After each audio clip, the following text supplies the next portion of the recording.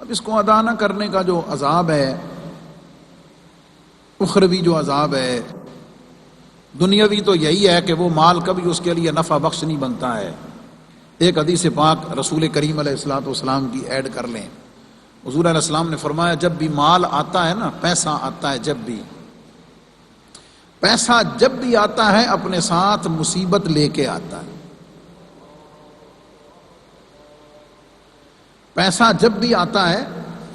اپنے ساتھ مصیبت مصائب لے کے آتا ہے، اور جب اس میں سے زکوٰۃ دے دی جاتی ہے وہ مصیبتیں اس مال کی اللہ رب العزت ٹال بھی دیتا ہے اور نکال بھی دیتا ہے۔ وہ مال اس کے لیے نفع بخش بنتا ہے، وہ مال اس کے لیے باعث برکت بنتا ہے۔ اور یہیں پہ قرآن مجید فرقان حمید کی آیہ کریمہ بھی ایڈ کر لوں، سورۃ الاعراف کی، والذین یکنزون الذھب والفضۃ، جو لوگ سونے چاندی کو اکٹھا کرتے ہیں، جوڑ کے رکھتے ہیں، اور یہاں جوڑ کر رکھنا منع نہیں ہے، یاد رکھنا، ولا ينفقونها فی سبیل اللہ، یہ اصل مقدمہ ہے، اور جوڑ کر رکھتے ہیں اور اس میں سے زکوٰۃ نہیں نکالتے، اللہ کے رستے میں خرچ نہیں کرتے، فبشرہم بعذاب علیم، محبوب کریم ان کو دردناک عذاب کی بشارت سنا دیں۔ اور وہ عذاب کیا ہے وہ بھی قرآن مجید نے خود بیان کیا ہے، یوم یحمى علیہا فی نار جہنم، وہ جو سونا چاندی مال انہوں نے بچا کے رکھا ہوا تھا اسے گرم کر کے پگھلایا جائے گا، فَتُقْوَى بِهَا جِبَاهُهُمْ وَجُنُوبُهُمْ وَظُهُورُهُمْ، پھر ان کی ماتھے کو، ان کے چہروں کو، ان کی پیشانیوں کو، ان کی پشتوں کو وہ مال گرم کر کے، لال سرخ کر کے ان کو دم دیا جائے گا، وہ ان کے جسم کے ساتھ اس کو لگا کے پھر اس کی تپش دی جائے گی، جسم کو جلایا جائے گا، اور جب وہ چیخیں گے، چلائیں گے،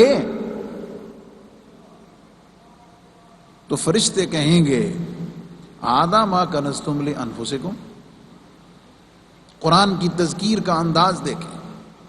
قرآن کے سمجھانے کا انداز دیکھیں، ھذا ما کنزتم لانفسکم، بھئی یہ کوئی اور تو نہیں ہے، یہ مال وہی تو ہے جو تم نے جوڑا ہوا تھا، یہ مال وہی تو ہے جو تم نے